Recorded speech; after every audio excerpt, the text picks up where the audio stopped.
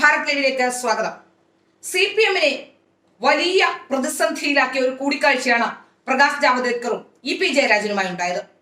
അതിനുശേഷം പാർട്ടി വലിയ പ്രതിരോധത്തിലായി.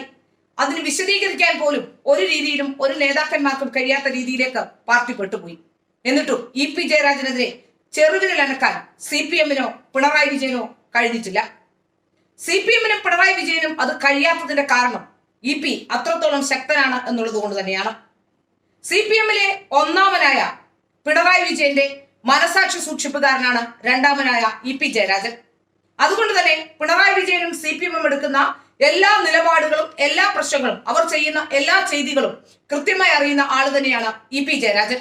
അതുകൊണ്ട് തന്നെ EP-ക്കെതിരെ ഒരു നടപടിയിലേക്ക് പോയാൽ തീർച്ചയായും അത് പല നേതാക്കന്മാരുടെയും രഹസ്യങ്ങളടക്കം പിണറായി വിജയനെ അടക്കം പ്രതിസന്ധിയിലാക്കുകയും അത് അവരുടെയൊക്കെ രഹസ്യങ്ങൾ പുറത്തു വരികയും ചെയ്യും.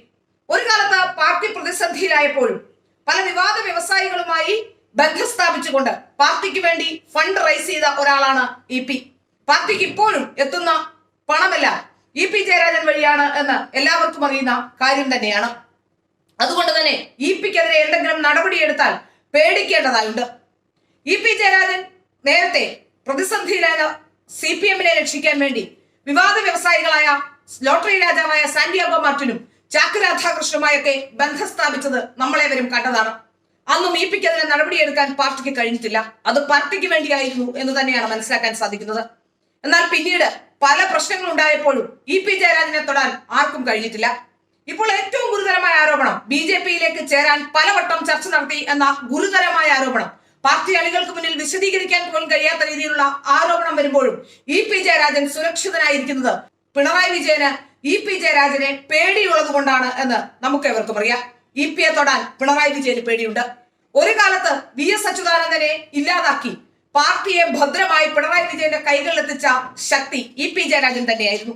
അതുകൊണ്ട് തന്നെ EP-യെ മാറ്റി നിർത്തി എന്തെങ്കിലും ഒരു തീരുമാനത്തിലേക്ക് പോയാൽ അത് പാർട്ടിയെ വലിയ രീതിയിൽ പ്രതിസന്ധിയിലാക്കും എന്ന തിരിച്ചറിവ് CPM-നും അതുപോലെ തന്നെ പിണറായി വിജയൻ അടക്കമുള്ളവർക്കുമുണ്ട്. എന്നാൽ നല്ല കമ്മ്യൂണിസ്റ്റുകാർ, ഇപ്പോഴത്തെ കമ്മ്യൂണിസ്റ്റുകാർ എന്ന് പറയാൻ കഴിയില്ല, നല്ല കമ്മ്യൂണിസ്റ്റുകാരായ പലർക്കും ഇതിൽ അമർഷമുണ്ട്. EP-ക്കെതിരെ നടപടിയെടുക്കാത്തത് തെറ്റായ സന്ദേശമാണെന്ന് പറയുന്നവരും പാർട്ടിയിലുണ്ട്. പാർട്ടിയിൽ കനത്ത സമ്മർദ്ദങ്ങളും സംഘർഷങ്ങളും ഉണ്ടാകുമ്പോഴും EP-യെ തൊടാൻ ഇവർക്കാർക്കും കഴിയില്ല എന്നത് സത്യം തന്നെയാണ്. അതുകൊണ്ട് തന്നെയാണ് EP-ക്കെതിരെ പരസ്യ ശാസനയോ ഒരു ശാസനയോ പോലുമില്ലാതെ EP നിയമ നടപടികളിലേക്ക് പോകട്ടെ എന്ന് തീരുമാനിച്ചതും. അത്തരത്തിലൊരു തീരുമാനത്തിലേക്ക് പോകുമ്പോൾ എന്താണ് ഇനി മറ്റുള്ളവരുടെ മറുപടി എന്നാണ് ഇനി അറിയാനുള്ളത്. വിവാദ വ്യവസായി ദലാൽ നന്ദകുമാറിനും അതുപോലെ തന്നെ ശോഭാ സുരേന്ദ്രനും ഒക്കെ ഇപ്പോൾ നോട്ടീസ് അയച്ചിട്ടുണ്ട്. അവരുടെ മറുപടി എന്താകുമെന്ന് അറിയില്ല. എല്ലാ വട്ടവും CPM ചെയ്യുന്ന ഒരു കാര്യം തന്നെയാണിത്. സ്വർണ്ണക്കടത്തുമായി ബന്ധപ്പെട്ട ആരോപണം ഉയരുമ്പോഴും അതുപോലെ തന്നെ ഈ മറ്റ് സ്വപ്ന സുരേഷിന്റെ ആരോപണങ്ങൾ പല നേതാക്കന്മാർക്കുമെതിരെ മോശം മെസ്സേജ് അയച്ചിട്ടുണ്ട് എന്നൊക്കെ പറയുമ്പോഴും നിയമ നടപടിയിലേക്ക് പോകുമെന്ന് പറഞ്ഞുകൊണ്ട് അപ്പോൾ ജനങ്ങളെ കണ്ണിൽ പൊടിയിടാൻ വേണ്ടി നടത്തുന്ന ഒരു ശ്രമത്തിന്റെ ഭാഗമായി മാത്രമേ ഈ നിയമ നടപടിയെ കാണാൻ കഴിയൂ. ഇതിനും അപ്പുറം മുന്നോട്ടേക്ക് ഈ നിയമ നടപടി നീങ്ങാറില്ല. അതുകൊണ്ട് തന്നെ തൽക്കാലത്തെ ഒരു ആശ്വാസം എന്നോണം ഒരു നിയമ നടപടിയിലേക്ക് EP ജയരാജൻ കടക്കട്ടെ എന്ന് പറയുന്നത് CPM പിണറായി വിജയനെ സംരക്ഷിക്കാനാണ്, പിണറായി വിജയന്റെ ചെയ്തികൾ പുറത്തു വരാതിരിക്കാനുള്ള ശ്രമം മാത്രമാണ്. ഏതായാലും EP-യെ ഒന്നും ചെയ്യാൻ CPM-ന് കഴിയില്ല. പാർട്ടിക്ക് അതീതനായി, ഒരുപക്ഷെ പിണറായിക്ക് അതീതനായി അതിനുമേറെ ശക്തിയോടെ EP പാർട്ടിയിൽ നിലനിൽക്കുന്നു എന്നുള്ളത് തന്നെയാണ് അതിന് കാരണം.